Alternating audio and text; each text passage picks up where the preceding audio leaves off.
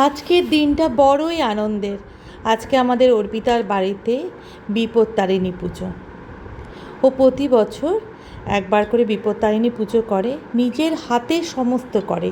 13টা ফুল ফল প্রসাদ, 13 ভাগে প্রসাদ, সমস্ত কিছু নিজের হাতে করে।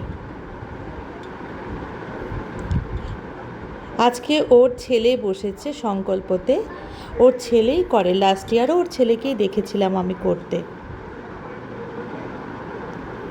খুব ভালো লাগে গো, মনটা এত সুন্দর লাগে না, ঠিক আমার ছোটোবেলার কথা মনে পড়ে যায়। এই ঠাকুরমশাই আমাদের দুর্গা পূজা করেন।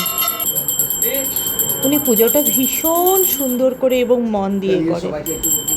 আমার সব বান্ধবীরা এখানে বসে আছে, সেখানে আমার ছোট জাও আছে।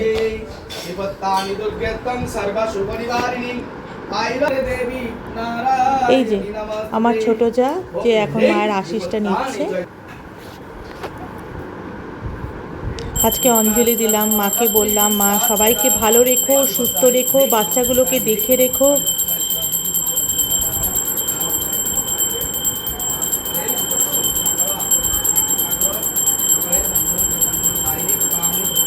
খুব ভালো লাগলো জানো, আলিপুরদুয়ারেও আগে এরকম হতো।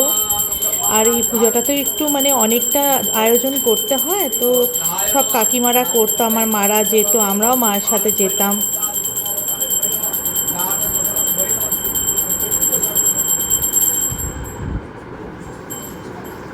এখন এই হচ্ছে অর্পিতা।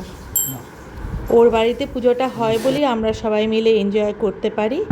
খুব ভালো লাগলো আজকের দিনটা। তোমরা সবাই ভালো থেকো, মায়ের আশীর্বাদে সবার জীবন যেন একদম পূর্ণ হয়ে ওঠে, তাই আজকের জন্য রাখলাম।